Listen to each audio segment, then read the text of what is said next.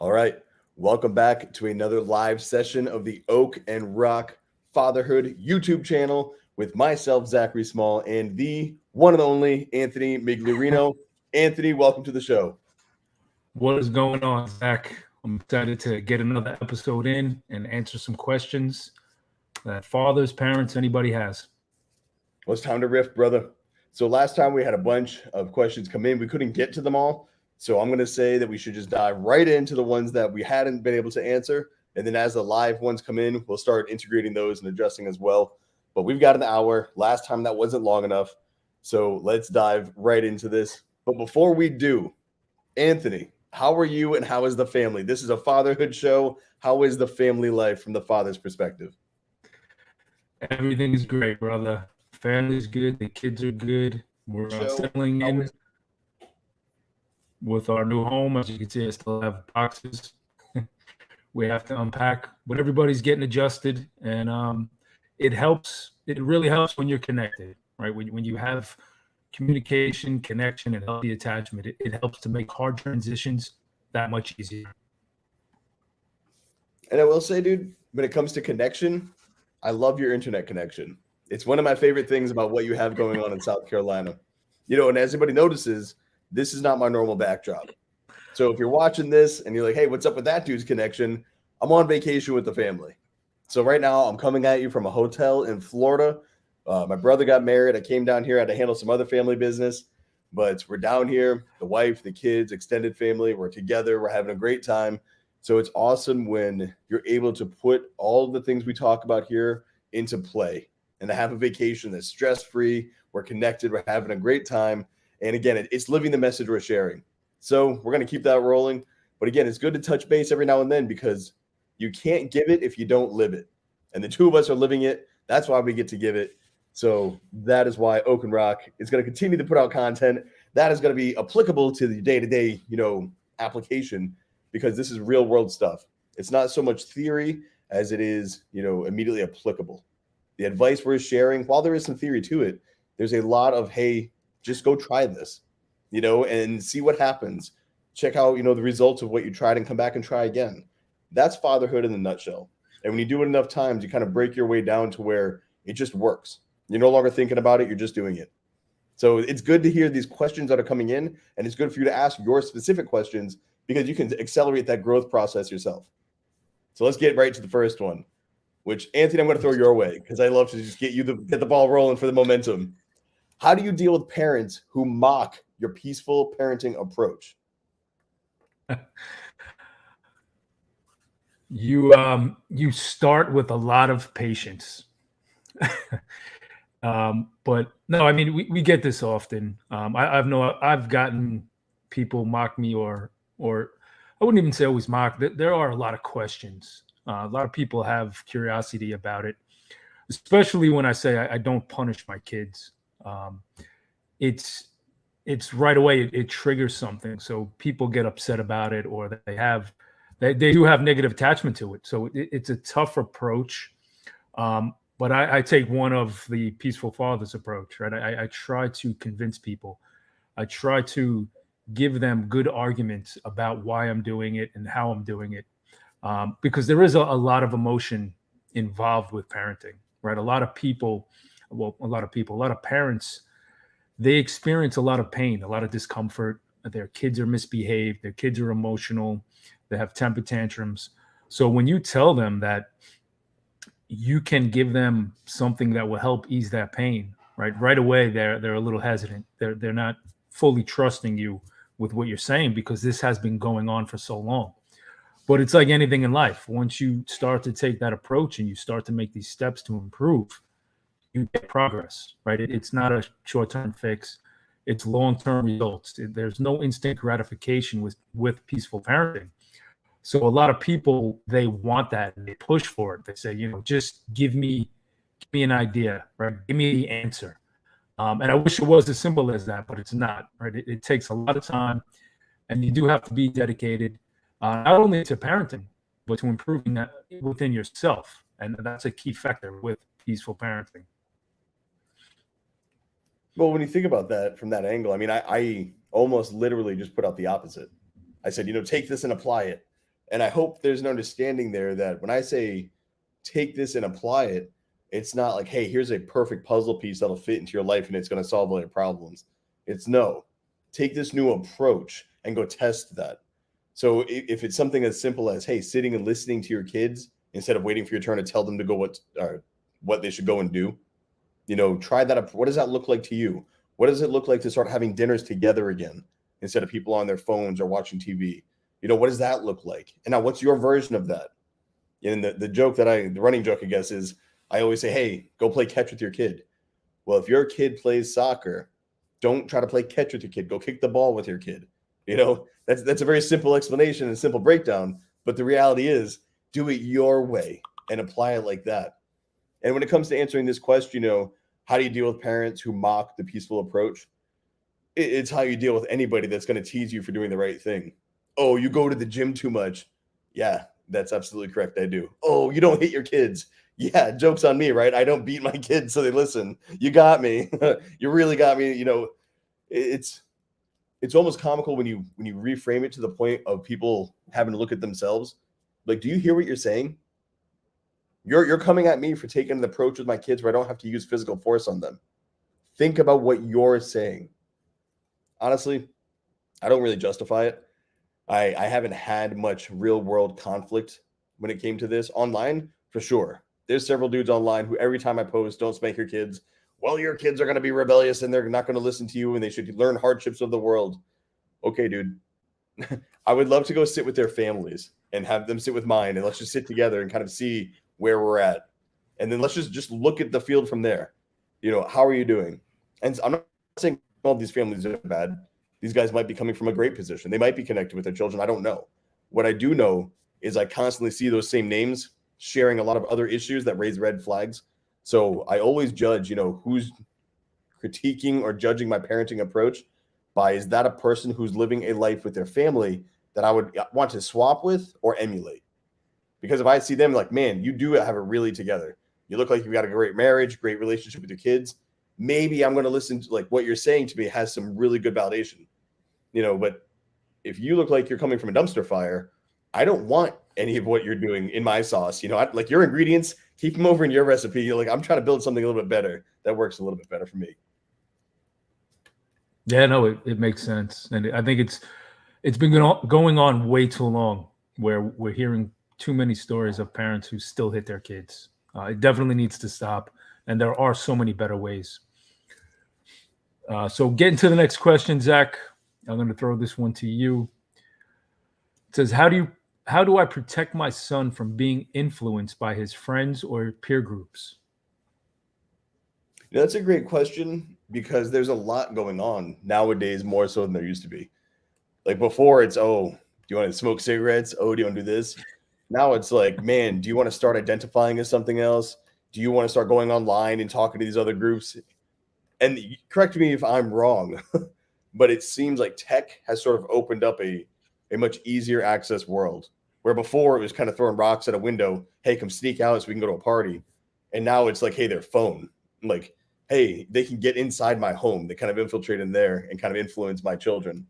So one of the things that I kind of reframe this question as is I don't worry about my son or my daughter's friends influencing them because I'm already working with them one-on-one to be a person who they know what they want, why they want it. And if they're going to allow their friends to change what they want, that's the problem. Being a person who's easily manipulated. So when I look at it, the problem isn't so much how do I put them in a bubble and keep them. Dude, the only way to do that is to build them up and let them know why their individual nature as to who they are is such a beautiful and strong thing that they should really protect. And it's not my job to protect that for them. It's my job to teach them how to protect themselves. If you want this and you believe in this, or this is, your values here, you're going to have people try to change that. And here's, as a father, how I've done, in my life to prevent that from happening. And, if you're dealing with this, here's my recommendations for you to stop that from happening. But I don't feel like it's my job to isolate my child from their peer group. I think they should be immersed in a lot of different, very diverse opinions and input, and they should find a way to navigate themselves in that world. And again, one of the things I do is just I talk to them a lot about why they believe what they believe. When they ask me questions, I don't ever tell them it's none of their business or that's for adults. I try to answer everything so they know why they are doing what they're doing and why they are who they are. And if you have that conversation with your kid, I think you're going to arm them with the skill sets needed to sort of combat on their own all that influence that's coming in, to their lives. And we can't kid ourselves. Their friends are going to influence them. They're going to want to do things that are the in thing. The way they talk, the terms they use, like peer groups aren't a bad thing. I would say to a degree inside FOE and inside, just the groups that we roll with, we do influence each other in a way. You just want them to be in the right peer group.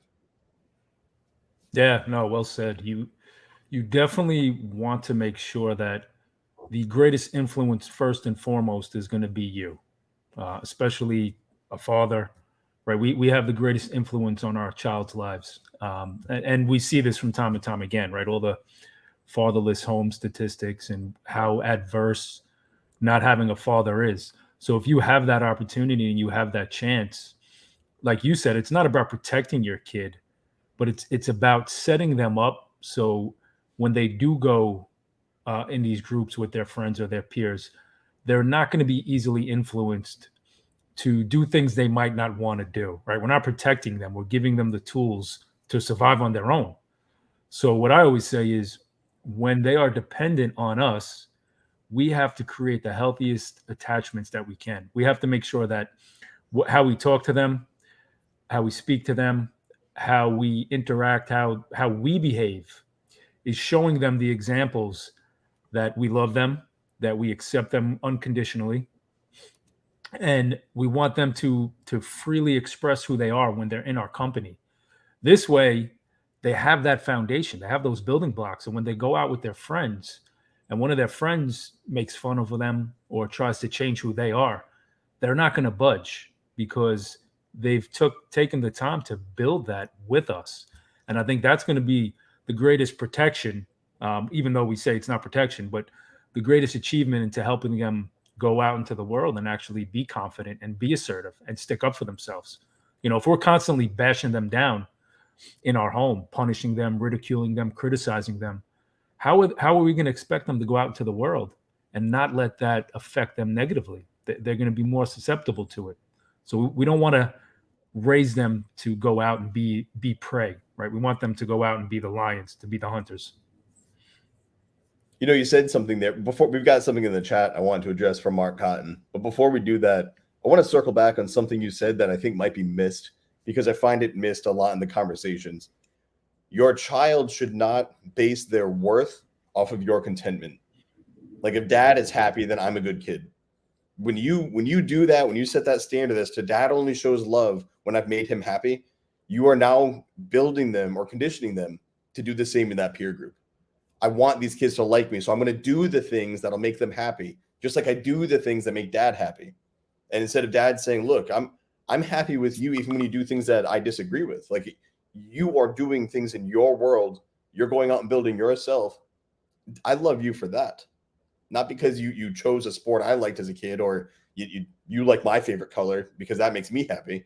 No, that like you want to choose a totally different color, you different sport, different hobby, different personality. Nice. I've got your back. Let's go do that thing too. Like I love you as my child and for the individual you are. That peer group needs to view that as the same. And if you teach them that, they're going to be like, yeah, like I'm doing me. And if you don't like me for me, I need a different group. I don't need to change to fit in your group. Yeah. So I think those are I think that's a discussion that I want to make sure that was really hit and understood by those listening. No, absolutely, man. You nailed it. And just to build on that some more, we're never going to answer any other question. This is the only one. your child, your son, he can leave those peer groups, right? He has that choice. And that's why it's so important for us to make sure we're giving him the value, the love, the respect in our home, because he has nowhere to go. He's stuck with us.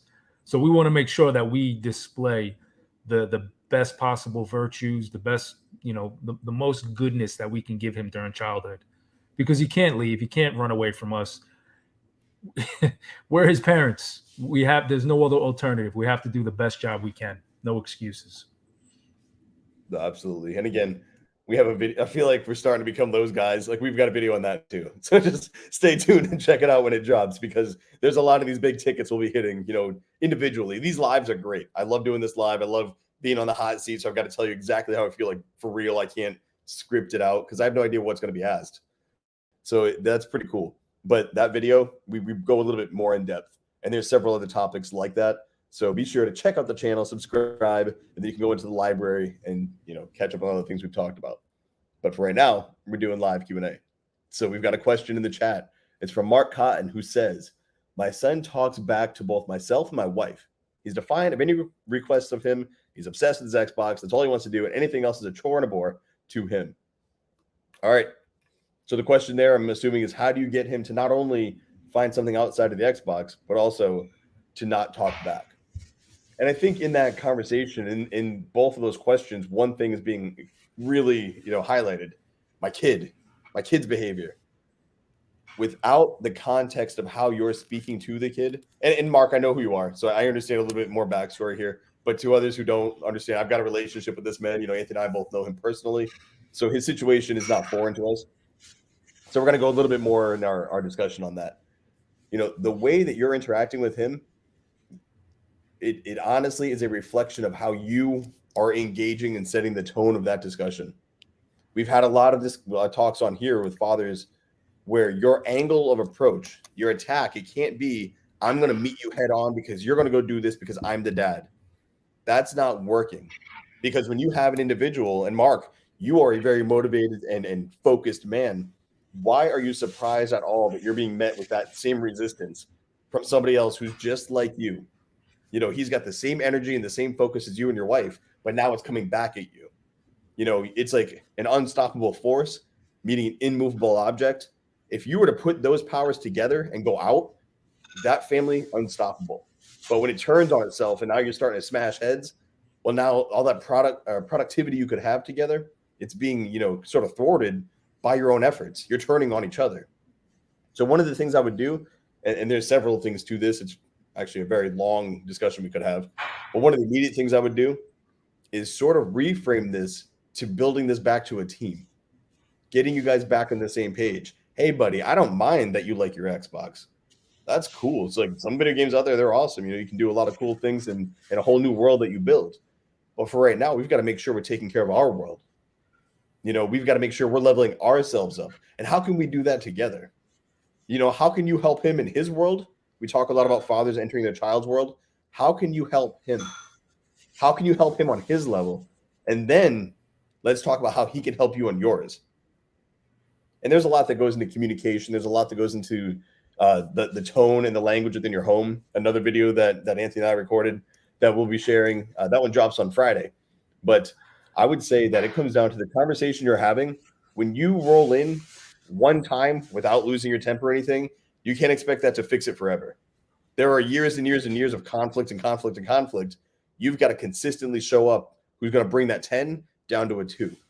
And every time he comes back at you, hey, buddy, I'm not the bad guy here. We're going to work on something together. It's all good. He barks back at you the next day. Oh, hey, we don't talk to each other like that. It's all good. This isn't a big deal. Let's just go take care of time and time and time and time again until he realizes nothing I do to my mom or my dad gets them to react. I'm not getting what I used to get out of them. So then he's going to be like, well, maybe it is real. Maybe this is how we're going to start engaging each other. And then I could see him starting to change his tone and sort of like, all right, this less conflict and confrontation to each other. We can start putting the pitchforks down. Let's work together. And I think he'd see the growth in his own life and how, hey, it would be to my benefit to work with my parents as well. Yes. I learned all that from Anthony. That's 100%, Zach. Great leadership starts with cooperation. And, he said, my son talks back to myself and my wife. So I would reframe that and think a little bit deeply about what's going on, right? Not just automatically be reactive with your son back talking. Because when we're in a relationship, and that's the goal, right? We want to build a relationship with our children. We want to show them what healthy relationships look like, how they're supposed to feel when people care about you. they take the time to not only care about your feelings, but also fix their reaction, or fix how they belong to the relationship. So if you can think about that, Mark, your kid talking back, it has nothing to do with you, right? It really doesn't. It doesn't say anything bad about you as a father, or anything bad about your wife as a mother. What it's saying is your son, he has a problem. And the way that you're going about it, he's not listening to you, right? So you're going to get that pushback, like Zach described, for some of the reasons, right? You're a strong individual, you have a strong personality. Our kids are mirrors. But the way that you combat it and how you can ease that pain is always look to connect first. Whenever there's an issue, if we go head on and meet him at his level, you're going to get back talk. He's going to be defiant. He's going to do anything he can to disobey because he feels that he's not getting heard. So the moment that you connect, that's when we say first you connect, then you redirect. So once you have his attention, and like Zach said, this is reps after rep after rep, patience, persistence, but it has to be done from a place of empathy, right? It can't be done from a place of authority. And as soon as your son feels that connection, and as soon as it's real, that's when he'll be more receptive, right? That's when he'll be more open. And then you can have the conversations, right? Say, hey, bud, listen, maybe we played some too much Xbox tonight. Let's go do something else, right? What can I do with you? And that's another thing, especially with young kids. Be as involved as you can, no matter what he's doing, right? Like Zach said, get into his world. Even play Xbox with him. But what you want to work on is that connection, that healthy attachment, where he can feel secure, where you don't have to feel stressed out. Your wife doesn't have to get distressed. And then you guys can start working together. And before you know it, honestly, problems get solved. Things get worked out. And you do it as a team. Like I said, that's what leadership is about. Any great leader cannot and will not demand that everybody listen to him and do what he says, right? You have to take the time, you have to communicate, and that's how you're going to get him to be more aligned. And not just for you, but for his benefit also. You have to remember that. And the wife. This is Oaken Rock Fatherhood. We're focused on the father. We're talking to Mark. I realized as we were doing that, the wife as well, all of that applies to her, and she'll also get all those benefits. Like, she also has to meet in that world. It can't be constant conflict, and for her, the same thing applies. Strong-willed and focused mothers who want the best for their kids will come down hard because they want to take care of their babies, and they think, well, if you do this, your life will be better. But she has to also understand you've got to get him to do what you would like him to do because he wants to do it and understands why he should do it. And I know that's a little confusing, but basically he's got to be the one to sort of see like, oh, they do want what's best, and doing this helps me get that or achieve the thing I want to achieve. So you and your wife have to be reading from the same playbook, and you don't want the kid dividing or changing his tactics because yelling works for this one, but crying works for that. Kids are very smart, and they also understand how to read tone, language, and all that, and what works with parents as well. And you don't want kids trying to manipulate the parents in the same way you don't want parents trying to manipulate the kids. So you guys have to be a united front because that shows him the whole family is one team. You're all working together. Mom's working together, dad's working together, and together this whole family is going to work together if we all work with each other. That's what's going to bring the best out of everybody. All right, next question. If you could go back to your firstborn, what would you do differently? So I read that, and dude, I was like, man, I love the questions. And sometimes you get a question like that, and you're like, dude, that's a heavy question. So when I hear that, what comes to mind is I think if I could go back and talk to 22-year-old Zac, so we're having my son, 22-year-old Jackie, we're about to pop a baby out. We're young. We're by ourselves in Virginia because I was stationed down there. No family, no friends outside of like Navy guys. We had nothing except each other. And I remember I wanted to do it right. I wanted to be a good dad so bad. I didn't want to let this kid down. Those little eyes are looking at me, and I'm like, man, like I love this thing so much in a way I didn't even know I could love something. And I think I worried too much about wanting to do it right that I was so focused on like all these things that didn't matter. And I can't even think of any good examples right now, but I just like I was worrying about this, I was worrying about that, you know.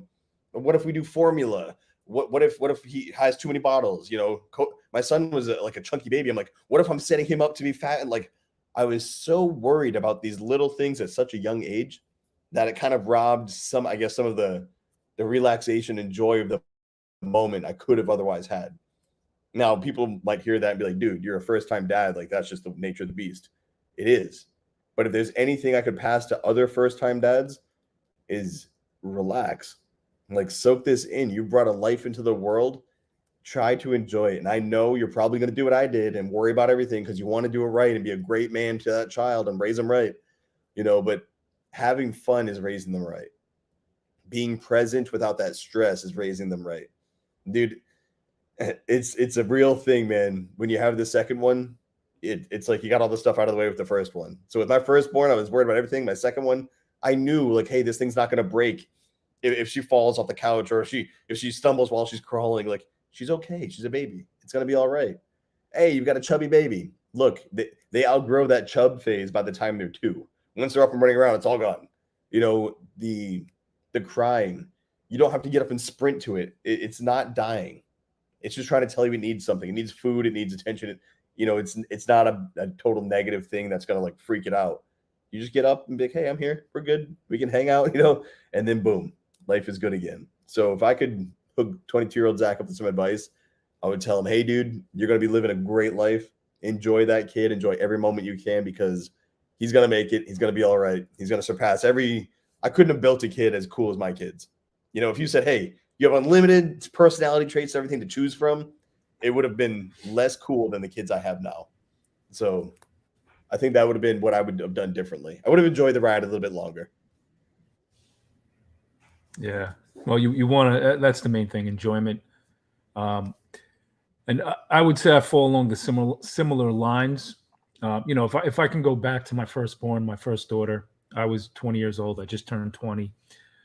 And if I knew if I knew then what I knew now, it would definitely be a completely different world, right? Things just from everything I do, I would say, but the main thing, what I would change is I wouldn't have spent so much time working.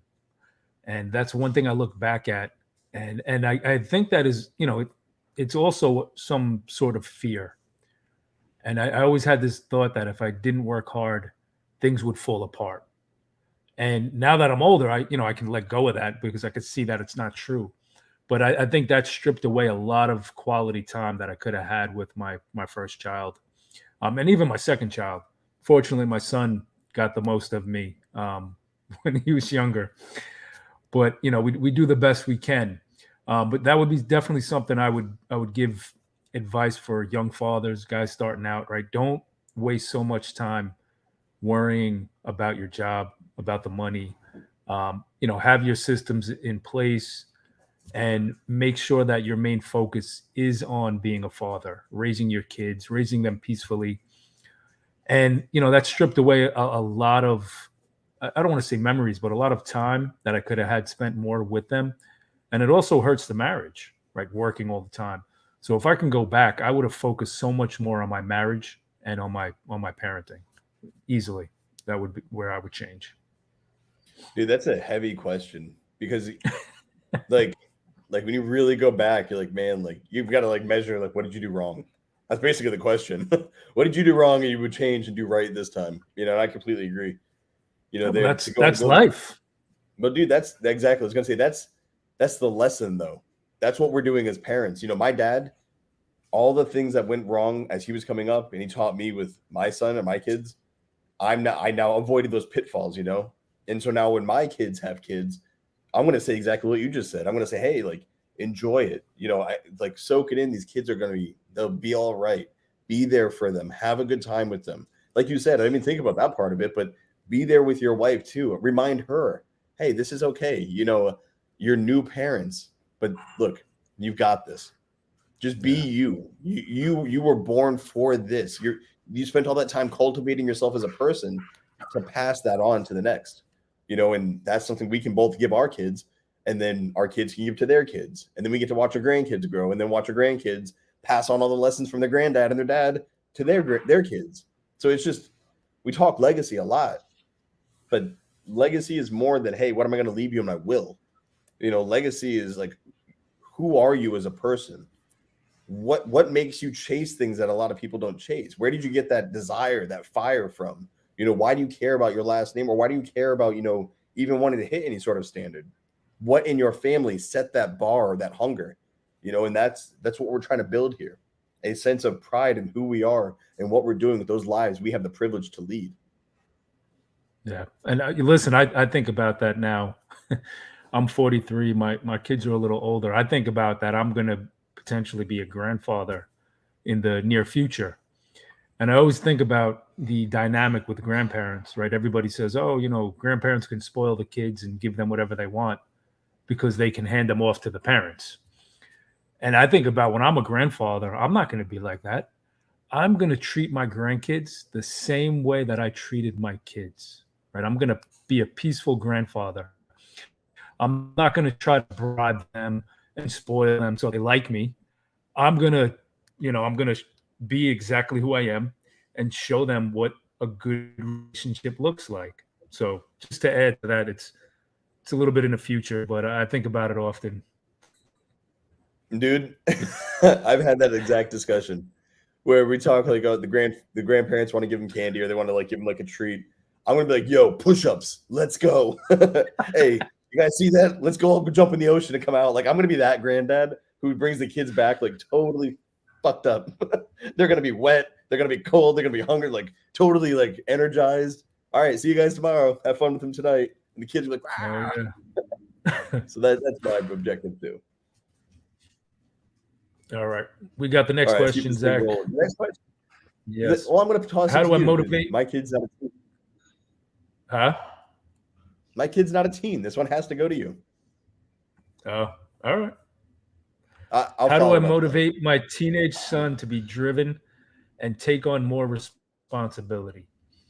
Yeah, I mean, but even though your boy's not a teenager, he will be soon. Sure enough, right? It's gonna happen. I know. I'm going to answer it anyway. Yeah, no, my son is 15. My two daughters are older now, so they were teenagers. So motivation is a big thing, right? We hear this often. Kids these days, right? They lack ambition, they lack motivation, they're lazy. And I definitely believe it is a direct result on how they're parented, right? And that's why peaceful parenting is so important. That's why we're bringing this message. But when your child isn't motivated, when they're not driven, when they might seem depressed, or they're not doing things that you think is conducive to them becoming better people, again, it goes back to me, it goes back to the connection. You can be the father who is completely driven, crushing life, making a ton of money, has a million friends, successful in business, everybody in town knows you. But if your child is not learning the lessons, like if you're not really sitting down and taking the time to be truthful with your kid, right? Let him really know what inspires you, what motivates you. While you're so driven, they're going to have a really hard time understanding these concepts, right? They're not going to know. They're just going to see you as a figure that, yeah, he has his, stuff together. And you have to be willing to share that with your kids. And I think an important element to that is you have to share the good and the bad, right? They can't just see you always crushing it. They have to know that, dad's got his butt kicked sometimes. There were things that were tough. He had to work through them, but he never gave up. And I think that's where you'll see motivation with your children, because when they fail, or they fail to accomplish something that they put their mind to, it won't defeat them, right? It won't make them unmotivated. It'll actually put a little fuel in the fire, and it'll make them more driven to get things done, because they won't attach to that negative persona, that negative personality that, oh, I'm a failure. So I think that's something we have to build in our kids always, right? We have to let them know that it's okay to fail, doesn't define who you are, and we're going to push forward. We're going to keep growing. The problem is, though, a lot of parents, when their kids fail, they always focus on the outcome. And what they do is they keep pushing their kid further down. They're damaging the self-esteem, the self-confidence. Instead, what we need to do, again, is build them up. Right? We need to make sure they understand that what we say to them, or not that they should understand, but what we say to them is very important. With, again, the language, our demeanor, and we want to make sure that everything comes from a place of positivity and motivation, because when they're young, they're very impressionable, and the bad things and negative talk, it sits in them for a long time, right? It can eat them up.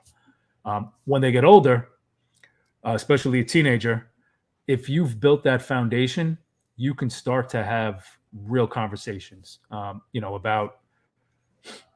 about bad things that happen and about how we move past them. But if you don't have the connection prior, it's going to be really difficult to do. That's absolutely perfect setup, because my response to my son, he's 12. My daughter's 9. He's not a teen, but how do you raise a motivated teen who wants to help with responsibilities? Well, you start before they're a teen. You start, it's just always the way it is. You're always talking to them about, here's why we're doing what we're doing. I don't say take your children with you everywhere you go for shits and giggles. Bring them with you into the world. Why does dad do the things he does? Talk to them about your workday. Why does my dad have to leave for so many hours? What is he doing there? What is the point of it all? You go to work, and you're sitting there and crushing it at work, and you come home and you don't talk to your kid about anything you did. You just want to sit and relax and watch TV. Well, he doesn't know what the standard is. He doesn't know what the expectation is of an adult. If you want a teen who wants responsibility, who's motivated, and as we just got right there, who beat me to the punch, as Phil Foster said, our kids follow our example. They don't follow our advice. So how many fathers out there are we looking at who are relaxed all the time? They're seeking comfort because they worked hard maybe when they in their youth, and now it's time to relax. But then they brought some kids into the fray. Well, those kids are looking at what you're doing. And if your goal is to optimize your comfort, well, now you're showing them that that's their goal. When I'm an adult, I should be optimizing my comfort as opposed to optimizing how can I work to get the things I want? How could I possibly help my family and contribute to the team, so as we're all working together? If you don't have those talks and explain it, how do they know? And as this is what I do for a living. I work to help men find that fire again. And I can't tell you how many times the man sort of woken up and he's like, oh, I didn't even realize I was stuck in this loop of redundancy. Well, if you didn't realize it, why are you holding your child to a higher standard? How come they should just magically know these things that you don't know as their father? And I see a lot of people when they ask the question, well, my kid's lazy. Okay, what do you do with him? Well, we don't do anything. It sounds like you're really lazy too, man. Go do something with your child. Go do some work with your child. Go do something that maybe puts you both outside the comfort zone. Go build something. Go talk about something. Get your ass into the arena of life and start doing things with your kids so they can see, hey, this is what I'm supposed to do as an adult. I'm supposed to continue on. If you say, well, my kid's, he's lazy, he never puts things away. Talk to him about it. Hey, here's why we do this. An organized environment is better for your mindset. We want to be focused. That's why your mom and I are always focused on making sure the house is tidy, or we're cleaning up the yard, because you don't want to lose things. You don't want things to fall apart. Because when you take care of little things like picking up the trash you see in the street and throwing it away, that's when you're going to step up if you see somebody bullying somebody who's innocent or way smaller. These little things, I know that's a big jump for some, but when you really think about it, how you do one thing is how you do all things. And if you're going to walk by the trash on the street, that means you're going to walk by the trash in the house. And if you walk by the trash in the house, that means you're going to look past failures inside the home. So if you see somebody hurting, you're not going to step into their way. You're not going to step in and say, hey, how can I help you? Well, that's not what you want. So as a dad, show them, hey, son, I noticed that you were quiet at dinner today. How you doing? Let's go for a walk. A personal example. And to bring it back to Phil and Anthony, my son's leg was hurting. And I was just talking to him, he's kind of like, he was going through the suck. He had some pain today. And I was like, hey, you know what? Let's just go out here. The ladies are getting dressed for something we were going to do. So him and I, we just went down, did a little walk. We did some stretching. We were just hanging out, and all we did was talk. And again, my son is 12 years old, and the conversations I had, they aren't meant for the internet world right now. They were very personal though, and they were talking about some big picture things. And I was like, man, if I had just told him, hey, suck it up, hey, just get better, be a man, I wouldn't have learned about all these other things that were going through his little brain and that he was so excited to tell me. But guess what? On the way back to the room, oh, my leg's feeling better. I tried to stretch it out. It was just tired from when I was laying down. But all of a sudden, in motion, moving and grooving, he came back. All it came down to was noticing and injecting myself into that situation, entering his world, and then be like, hey, what are you thinking about? And he doesn't realize, I'm distracting him from his leg while we're walking around. What's going on? How you doing? Do you like Florida? You having fun in this vacation? Just these little things, they matter. But again, as was said in the chat, I took the first step. I show them, hey, if something's wrong, dad's going to fix it. Dad's going to step up. Here's why dad does the things he does. And they understand who I am and why I am the way I am. And it kind of helps them build themselves and like, oh, I do the right thing because of this, or I choose to live like that because of that. So it's not that difficult. And we can't just be like, oh, as Anthony said, the kids these days, teenagers are horrible, terrible twos. Are you kidding me? I'm having a great time. My kids are two. I loved them. My kids become teens. My son's going to be the first one. He'll be a teen. Awesome. I'm going to have a great time. And when the hormones start rolling and things start coming my way, hey, we'll do the dance, man. We'll have a good time. We'll get through it together. There might be some hard nights, it's not sunshine and rainbows. There will be disagreements, but to sort of get off my tangent, your teen, even if they push back when you start bringing those responsibilities to their life, that's still building them up. They have to see, how do I disagree with my parents in a healthy way? And you can show them it's okay to disagree with my parents. But as a parent, you can come back and say, well, this is the standard. We're not going to change this. So you and I, we've got to find a way to understand and get along and see through this together. And whatever that looks like, you don't really know it until you live it. I'm like, all right, so we found out that this works by talking to each other. That's where you stand. Here's where I stand. Where's our middle? And again, as we said right at the beginning of this episode, for you, that's going to be different than for me and my son and me and my daughter. It's different for Anthony and his son and Anthony and his daughters. It's unique to the parent-child relationship. But that relationship doesn't exist if you're not willing to reach out and speak to them. Yeah, man. Definitely. No, listen, it's definitely something that I think plagues most men, right? Because like Phil said, you have to lead by example. And that's hard for a lot of fathers to do, especially nowadays. And I would just add one thing to make sure that what you're showing your son is in line with who you are, right? You never want to, a child is going to become unmotivated because they're seeing things that may be impossible, and you said this before earlier, Zac, never hold your child to standards that you yourself are not holding yourself to.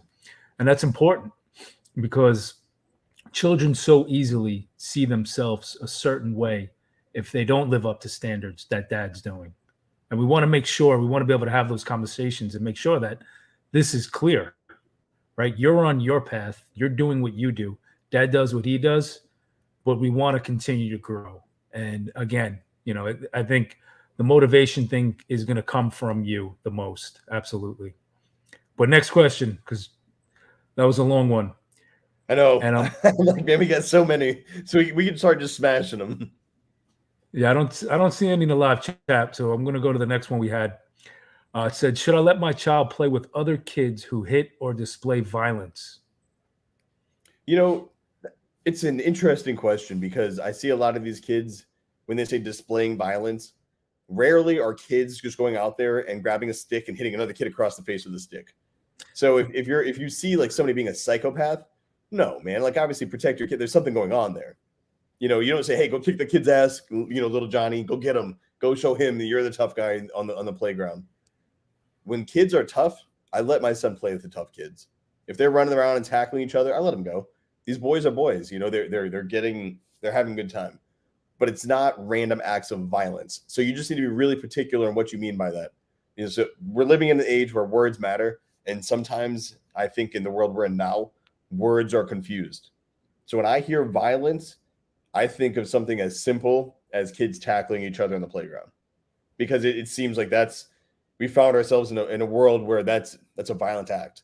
So no, let the kids roughhouse, let them wrestle, let them beat each other up, have some good times. But that's different than you seeing a kid kick another kid in the face when he's on the ground.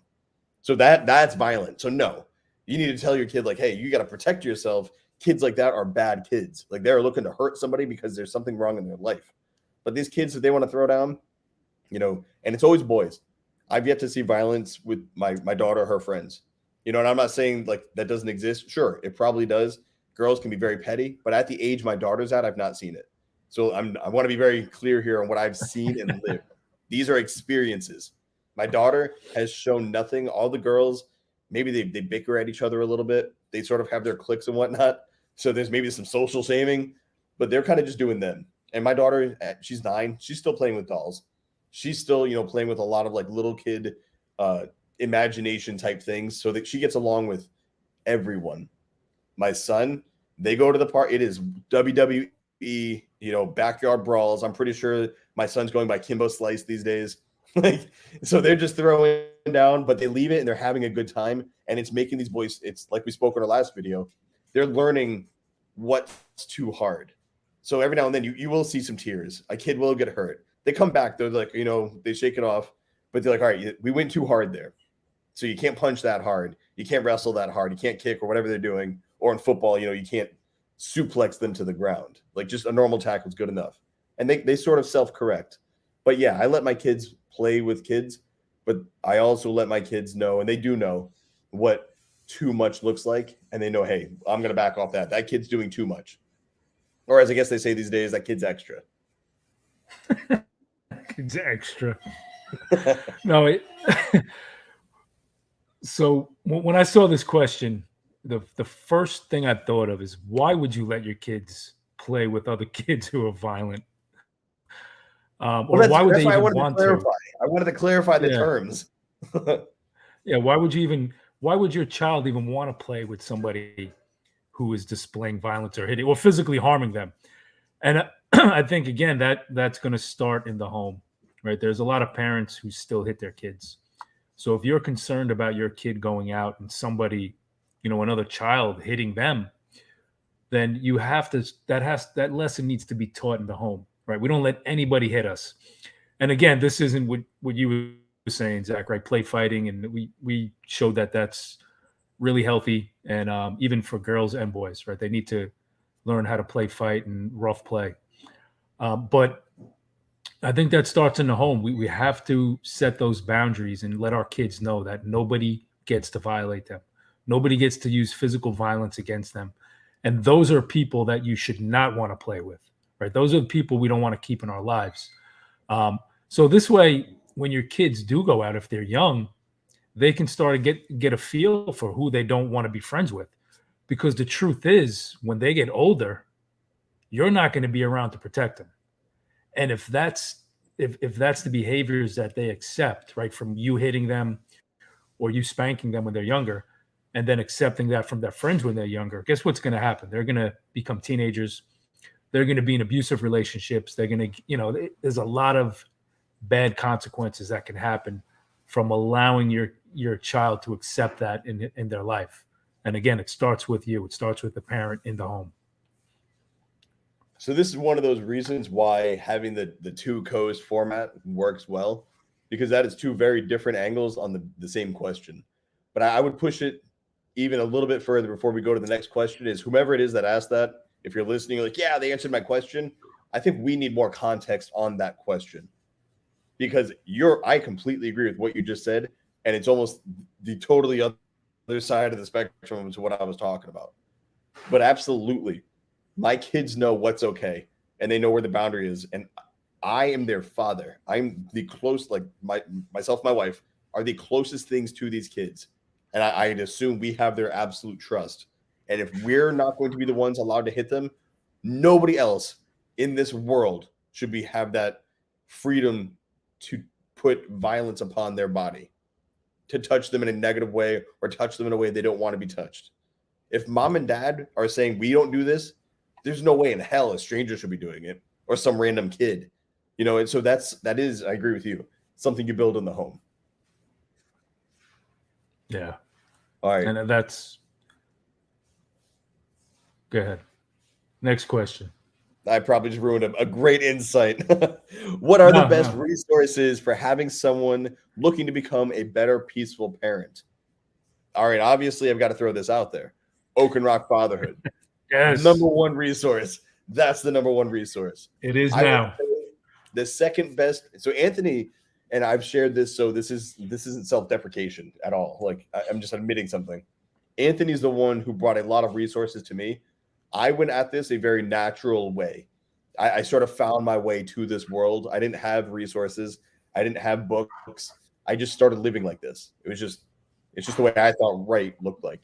So through peacefulfathers.com, I learned a bunch about why I did the things I did. And even though I was living this way, I didn't know the why. Outside of in my soul, I didn't want to hit my kids. I wanted to connect with my kids. So by going through the books that Anthony's recommended, his website, I learned quite a bit. I know Stefan Molyneux, you brought him up as a great resource. So I'm gonna. Those are my answers. Anthony has probably much more than I, but that's really, and I'm not even. There's no fuck, like, this is a shameless plug. These discussions we're having here and Anthony's blog have helped me personally on rapidly accelerate understanding. Oh, here's why this works. I knew why I did it, but now I know why it works. Glad to hear it, brother. Yeah, listen, there are so many resources. There's no reason to be ignorant about finding out better ways to raise your kids. Peaceful parenting, you can obviously Google it. There's a lot of different views on it. It is principle based. And I think, again, a great resource that we're bringing with Oak and Rock, it's from a male perspective. And I think more fathers need to understand, they need to hear what we're saying, because a lot of times they get turned off to what we see on the other side. It's all female perspective. It's all from women, which is fine. They give a ton of value. I've learned a lot. But this is something new that we're doing, right? It's something new that we're bringing to the table, and we're opening up the discussions to, I would say, the most influential person in your child's life. That's the father. And if we can get dads to take a look at themselves, to say, I want to be a better man, I want to be a better father, that is going to reflect in their home. I think that's going to be the best way to become a better parent, to become a peaceful parent. I always say this, it starts with you. Resources, there's tons. Definitely Stefan Molyneux was a big influence on my life for the last 15 years. It's a shame that he got banned. His content was supreme, right? He had a lot of great content on parenting. But the other thing I say to a lot of men that I coach is, what books have you read? You need to start reading books on parenting. Ones that jump out, if anybody's listening, they want a recommendation, is Parent Effectiveness Training by Thomas Gordon. It's a great book. It's a great place to start. There's a book by Gordon Neufeld and Gabor Mate. It's called Hold On to Your Kids. And to me, that book is very relevant to the times now. It's about creating that healthy attachment, so your kids are connected to you and they won't be influenced by the outside world. So that had a big impact on a lot of the things that I say and what I speak of, right? Bring peace to the home, even though the world is chaotic.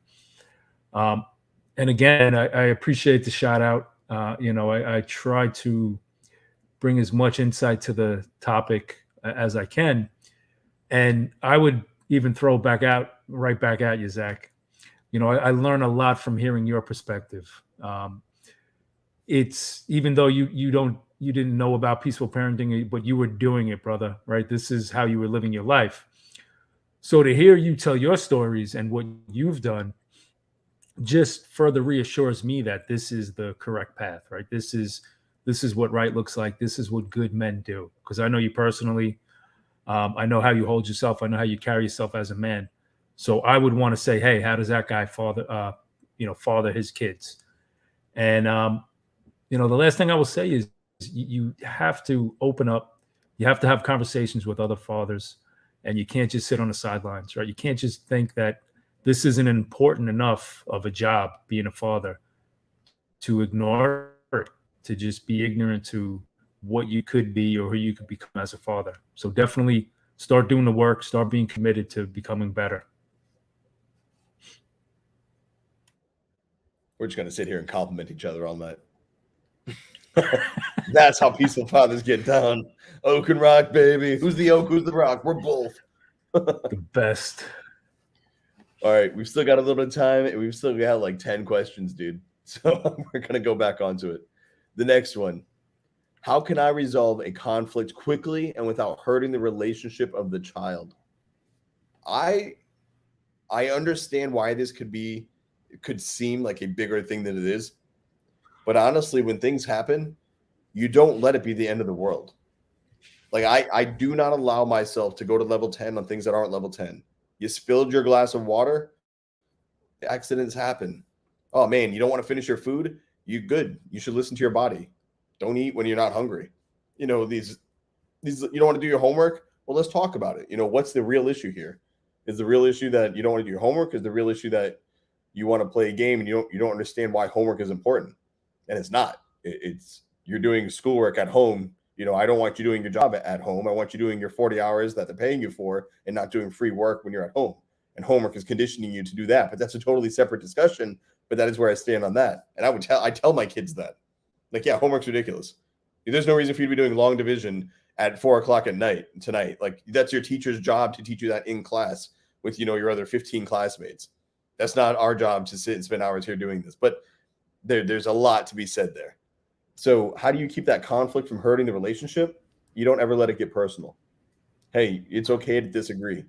It's okay that you and I are not agreeing on this thing, and you don't ever hold a grudge. I cannot, and I do not believe I've ever held a grudge against my kids. It's their kids. They're growing up. They're going to do things as they start to flex their muscles. Dude, my oldest is 12. I'm sure by the time he's 15, we'll have gone through a lot more crap than we have now. I expect that. And that's just life, though. I don't expect it because I'm like, oh, he's a bad kid, or because teenage years suck. No, I expect it because I'm going into this new relationship. I've never raised a 13-year-old or 14 or 15 or 16. Like, each of these is a first. And my daughter is the other child. I've never raised a girl who's 12, 13, 14, 15. These are going to be new things. I've got to grow as a man. They're growing as an individual to adulthood. We just have to find a way to navigate that. So the conflicts that pop up, I'm sort of okay with them. I expect it to happen. All right, cool. Here's a conflict. We settle it. Life is good. I have conflict with you. I have conflict with people all the time. Why would I think it's different from my child? An adult has to understand how to disagree with somebody in a healthy manner. And if we're disagreeing, so be it. It's not like, oh, I hate you because we don't agree on everything. It's like, no, I don't understand why you prefer something or choosing to do something. So I need you to educate me, or I just disagree with you. And there's no need for us to be a clone. So my kid's not a clone. So either I don't understand why they're doing it, and we've got to figure that out and see from each other's eyes, or I have to accept you're different than me. You're going to do this your way, and maybe I don't agree with it, but it's not my choice to make. And you see this a lot with politics, with religion. Again, it's weird, but I've seen this through youth sports. Parents getting super upset because their kid doesn't want to play the sport before. Like, it's weird to me, but it goes to that level. I've seen this with youth baseball. A kid quitting Little League baseball causing family problems. Man, he wants to do something else. It's not a big deal. So don't let these little things be big things, and you won't harm the relationship of your child. But if you choose to not love your child or connect with your child in the way you used to because of an argument, you are going against what you're saying. So don't say I don't want to harm the relationship, but you're going to treat them differently because they didn't do what you wanted them to do, because that is harming the relationship. So don't be a hypocrite in your conflict with your kid. Yeah, man. I always say conflicts are good. That's partly because I have conflicts with everybody. So you're biased, but but at least you're openly biased. No, I mean, why? My question would be, why are so many people afraid of conflict? right? Why do we Exactly. put a negative attachment to it? It doesn't always have to be something bad. It's not going to be something that's going to hurt the relationship.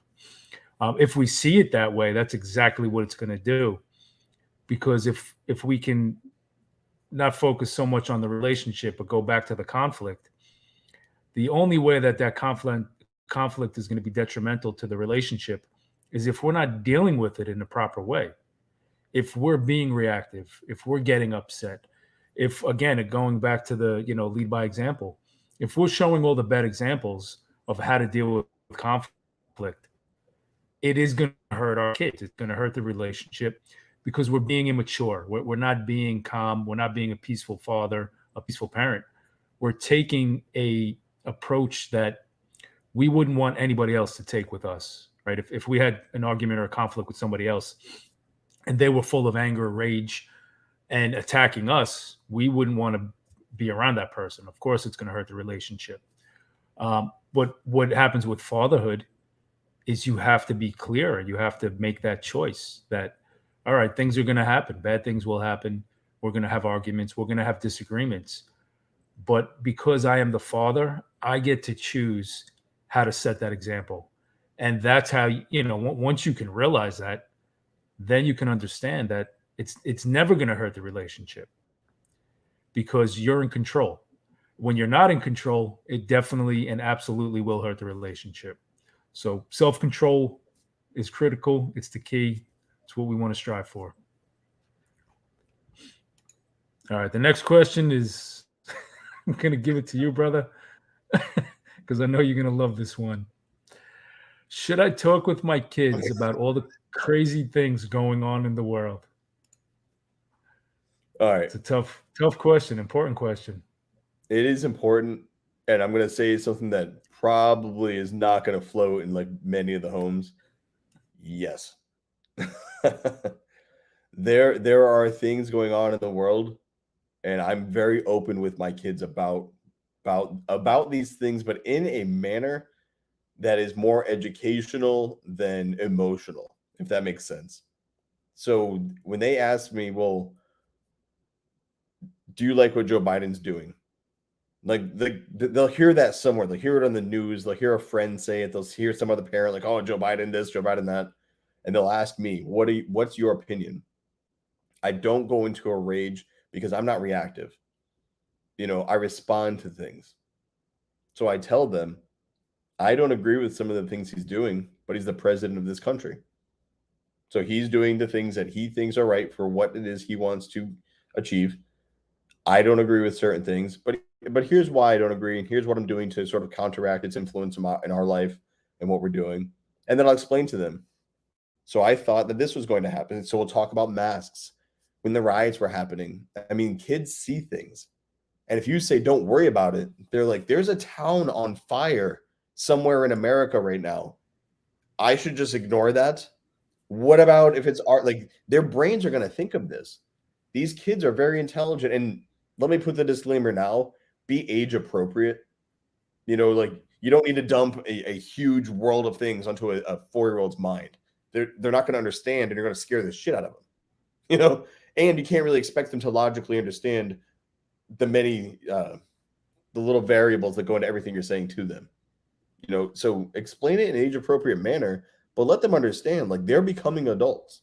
I speak to my son and my daughter like the future man and woman they're going to become. So I process this information to them, and it creates an opportunity for me to explain why is their dad the way he is? Why do I go to the gym? What does it matter? I mean, we are financially secure enough to where I could sit down and I could do my job and I could watch TV and I could get fat and I could just go on vacations and be comfortable all the time. Like I'm there. Why don't I do that though? They see all these other dads doing it. Why don't we? Why are we different than these other families? And then I get to explain, hey, for this reason and this reason, we live this way. We choose to focus on moving to North Carolina instead of the city. We chose to go and have some land and get some animals and do these fun things in the outdoors. Why do we care about the outdoors? Great question. Let's break that down. The world, I don't think it's any more crazy than it's ever been. The world is always crazy. We just lived in a very comfortable time, and it made people forget that nature is wild. And you need to be prepared for that. And you know what? We're getting closer to the times where we're going to be closer to the nature, which is closer to the wild, where you don't get to depend on all these nice creature comforts we had for so long. I mean, people are pissed off. They've didn't we go through a toilet paper shortage?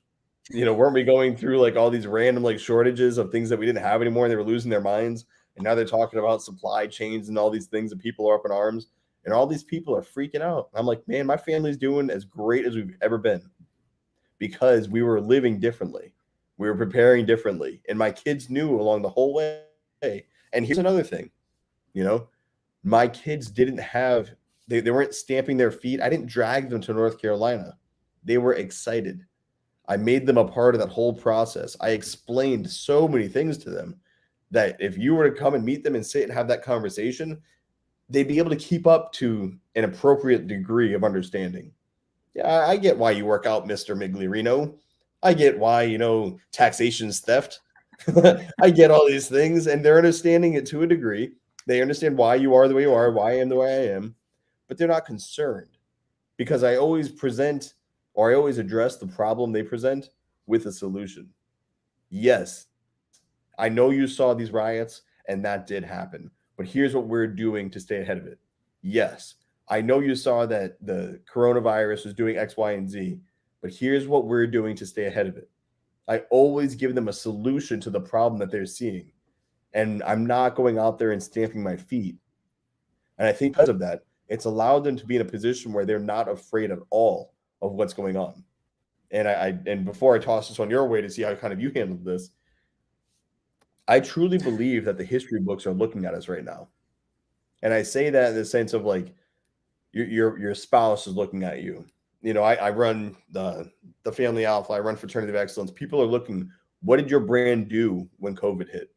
Because a lot of people talk abundance, but then when things got scarce, were you still abundant or did you go scarce? Well, I stayed abundant. People saw that. It really helped. People came over and it caught some people's attention that otherwise wouldn't have seen me. But they saw, hey, when a lot of people ran, you didn't. Why? What did you have or what did you know that other people didn't have or didn't know? And it was the fact that I knew what I was doing when times were good. I was preparing for the times that were bad. So when they hit, it was sort of expected. We were okay. And my kids see that. So I instilled that in them as well. So we're not afraid of the craziness of the world. But at the same time, I'm not scaring my kids with life and what's going on. Yeah, that's well said, Zach. And I fall along the same lines. As far as I can remember, the world has been crazy. It's not something new. And, I can remember having conversations with my father and even my grandfathers, them talking about how crazy the world is. So I think that as I see it getting crazier and more chaotic, it doesn't have as much of an effect on me. My kids, they see me, they see how I act and how I respond to things. There could be Godzilla coming out of the backyard, right, coming out of the water, and I would be like, all right, cool. What are we gonna do? How are we gonna go about this? And what you mentioned before, it's a lot of it is prevention. It's being prepared for things that come your way, and I explain that to my kids, right? No matter what it is, whether it's the world that's crazy, or it's when we want to be healthy when we're older, we want to have good relationships. Everything starts from before. And that's how you build resilience. That's how you build mental fortitude. So when the world is going crazy, I definitely talk to my kids about it. I would say probably more than I should, because it really doesn't affect me. I don't really worry about the things. And my kids know, right? There's few things that phase me. One is if Bitcoin goes down, I might get a little emotional. Uh, So you're doing great right now. yeah, no, I'm feeling good right now. And I don't know. I don't think there's anything else. There's just one thing. But definitely have truthful conversations with your kids, no matter what's going on. I think more so is have the talks, but display the bravery, the courage. Right, be the man who's not broken down easily, and that's going to take time. Like I said before, that's also going to take getting the knowledge passed down from prior generations. Have your kids talk to their grandfathers. Let them experience who he is. Let them see what kind of man he was. And I think those are all things to just really set a good example of what a masculine role model should be, what a father should be or a grandfather. And your kids need to see that. All right, we're gonna hit. Go ahead. No, I was gonna say, hey, they have to follow the example, not the advice. You've got to live Yes. it. If you're freaking out every day about COVID, you're freaking out every day about the economy, you're freaking out every day about vaccines and masks, whatever, your kids are going to be freaking out, and you can't expect them not to. They're following you. So you're cool, calm, collected, so are your kids. Yeah. And listen, take it down to a micro level, right? It doesn't have to be about the world. Take it if you're freaking out about getting homework done, if you're freaking out about getting on the bus, right? It's all a display of your character. You have to get it dialed in, and you have to be a man of patience and calmness. Otherwise, your kids are going to be anxious and frustrated all the time. So it really doesn't matter what it is. It is the example that we set. All right, we got time for one more. We will do one more. The final question. How do I get my kids to listen without yelling? I saved this for last. We've got a few more. Again, keep sending the questions because we've got a list that's rolling. But I saved this one for last because A, it's going to be short and sweet, and we've hit our hour mark. We're trying to keep these from running too long so people can kind of get them in one sitting. But B, how do you get your kids to listen without yelling? It almost answers itself. Why are you yelling at your kids? And why do you think they should listen to an adult having a temper tantrum? Do you listen to your kids when they're sitting there and screaming? No. You tell them to knock it off. If your kid wasn't afraid of you physically harming them, they'd probably tell you to knock it off when you're sitting there and yelling at them. Talk to your kids. Consistently speak to your kids. Let them know who you are and why you are the man that you are. And when they can trust you and you earn your child's trust, they're going to want to listen to you because they know you've got what's best for them in mind. But if you're just yelling because you're unable to not yell, because going back to the last question, you can't handle the most micro amounts of stress, why should they listen? You're not a leader. You're someone who yells and barks and you don't follow through on what it is that you believe in. You're not living a life that's conducive to supporting the message you're spreading. So, how do I stop yelling at my kids and get them to listen to me? Well, you start being someone who, when you speak, your child listens and they want to listen and they want to follow and they want to support and they understand you're saying something for a reason. And maybe you have to explain that reason to them in a conversation and you won't have to yell. That's my answer on that. There's no need for you to be yelling at your kids. I don't yell at my kids. I talk to my kids. And if you were to think, even when my kids do something that gets me so mad I want to yell at them, I will talk to them. And that talk is my version of the yell. Like when I'm like, hey, I'd really appreciate, great example. Called my daughter over. Hey, I asked you not to run around here. If you run, I do not want you to get hurt, because if you're this really slippery tiles. Okay, Dad, thanks. And she did like this little skip and not a run. I was like, I'll take it. She stopped running. Now she's skipping. I didn't go like, hey, get over here. You're not going to go in the pool anymore. Like, no, I'm not going to flip out. The kid's excited at a pool. I'm just trying to explain to her like, hey, if you wipe out, it's going to hurt so bad. You're not even going to have any more fun because you're going to be bruised up. I was like, just slow down. I know you're excited. Totally cool. But slow down. It's wicked slippery. No reason to yell. Even though I'm like, Jesus, like she's going to break her leg. So that's it. That's an example from today of me living this message. I didn't yell even though I was concerned. And I had already said it. She did it again. Hey, come here. I don't want you to get hurt. Have fun. Go play. It's okay to be excited. Big smile. Back to playing. I got what I wanted. Easy as that. There wasn't much to it, brother. Yeah, no. How do I get my kids to listen without yelling? It's almost suggesting that they only listen when I yell. So if you have to keep yelling, it's just like spanking. If you have to keep hitting your kid or if you have to keep yelling, it's not working. It's not effective. Your kids aren't listening even though you're yelling. So I think the question should just be, how do I get my kids to listen? And again, going back to what you stated over and over tonight, Zac, it's all about communication. It's all about having the conversations. A lot of times, it's a lot more difficult to have a conversation about what we shouldn't do or what we should be doing instead of raising your voice and just screaming and barking orders. So I guarantee you, and any father listening, any parent, once you start taking that time to really connect, to really listen yourself, that's when you'll find that your kids are listening.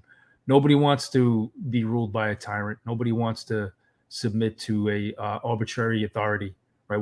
These kids, they're not disobeying or they're not listening because there's some malicious intent, right? That they hate you or they're just being kids. They want to do what they want to do. So I guarantee you, if you can tone it down, if you could stop the yelling and screaming, concentrate on your behavior, concentrate on, again, showing that good example, and bring it down to their level, right? Bring it down to a level where you actually get down to their level, down to their eye level. You don't have to stand over them to display any power, and really look to connect, really look to have the conversation. I think it is as simple as that, right? It's a choice. You just stop yelling. You find better ways. All right, we've got a few more questions, but we're not getting to them tonight. So we'll keep it rolling. Next Wednesday we'll be dropping the next live Q&A. This Friday we're going to be talking about the tone and the language you use within your home. So be sure to check that out. And then next week we got several other videos that will be dropping. So Anthony, appreciate your time, brother. World, Yes, it's been great coming at you from Florida. It's been an awesome trip. We'll be doing a quick addressing how to go on vacations with your family, stress-free vacations, something that people are still looking to figure out. It is possible, totally doable, and we'll tell you about how to do that. But Anthony, before we split and end this one up, what's the best way for guys to reach out to you? peacefulfathers.com. It's where my blog is, parenting coaching. And if there are other questions, drop them in the comments. You can message us on Twitter at Peaceful Fathers, on Instagram, or even on Facebook. Is my name, Anthony Miglarino. And that's what we're here to do. We're here to help you guys solve some problems and improve on parenting. Absolutely. I mean, that is the name of the game. Take the information and apply it. I'm Zac Small, thefamilyalpha.com. You can find Anthony and I at fraternityofexcellence.com. Drop your questions or comments below. Make sure you subscribe to the channel. And when the link drops for the next live, set your reminder because we will see you there. And if you want your specific question answered, you can drop it and we can assess it then. But thanks for tuning in. And let's keep making fathers great. You guys take care.